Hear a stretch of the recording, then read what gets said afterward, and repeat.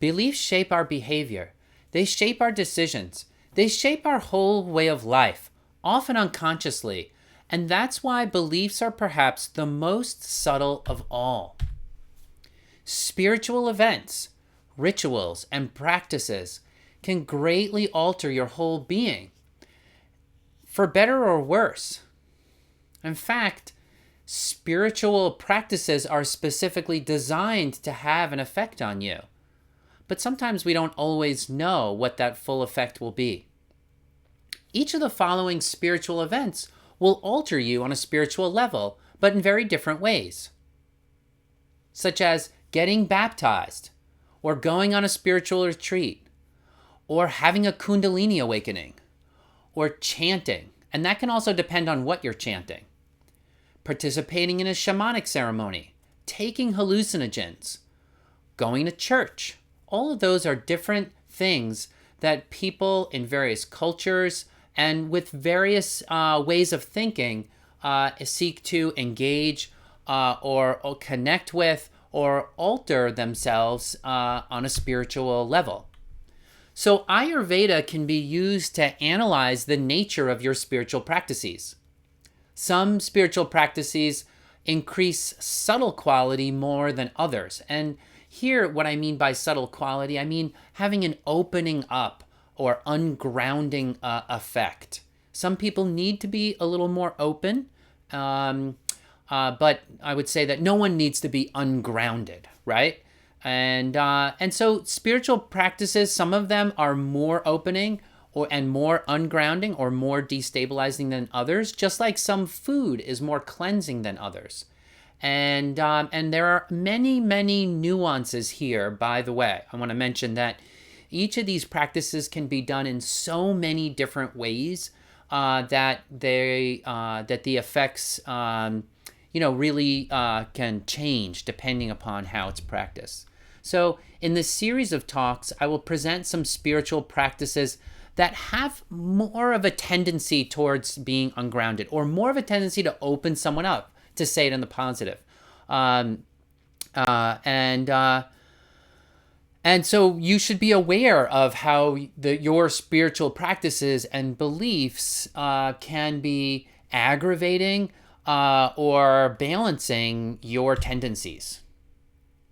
So here are some examples of pathological or imbalanced subtle quality, or that would include being ungrounded, spaciness, being scattered, constantly changing from thing to thing before really getting the fruit of your labor or the fruit of your of that thing that you're nurturing with your attention, being easily influenced, and having trouble setting boundaries. All those are an example of pathological subtleness.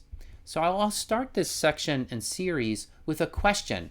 What spiritual practices balance your earthly and spiritual sides? Now, the ultimate purpose of the spiritual life is to condition the mind towards truth, right? In other words, to ground the person in what is real and truly natural according to your actual design, right? To fulfill human nature. Now, if you believe in a divine creator, right, or God, then that truth could be God, right? Then your ultimate purpose of your spiritual life is to see the face of God. But I've put this in language that is, in a way, will reach out to people of very different spiritual backgrounds and identities, and leave it simply at that the purpose of the spiritual life is to condition the mind towards truth, grounding the person in what is real and truly natural according to actual human design, right? And I say that specifically human design, not necessarily in the in that we would merge our identity with the universe at large, because in a way, that could be our human nature to merge in that way.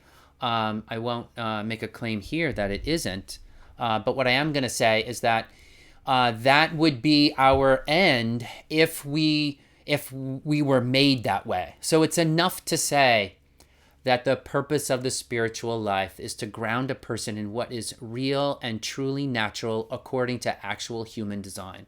Okay? So some practices will encourage your mind to be more subtle, or others will encourage your mind to be more concrete, some to be more open, some to be more closed. So where's the right balance point there, right? We don't want to just have an open mind towards everything, and including the things that will hurt us, but we don't have a closed mind to things that will benefit us. So a mistake in either direction can cause the person to miss the mark and behave in an unnatural, inhuman way that ends up harming you. Great.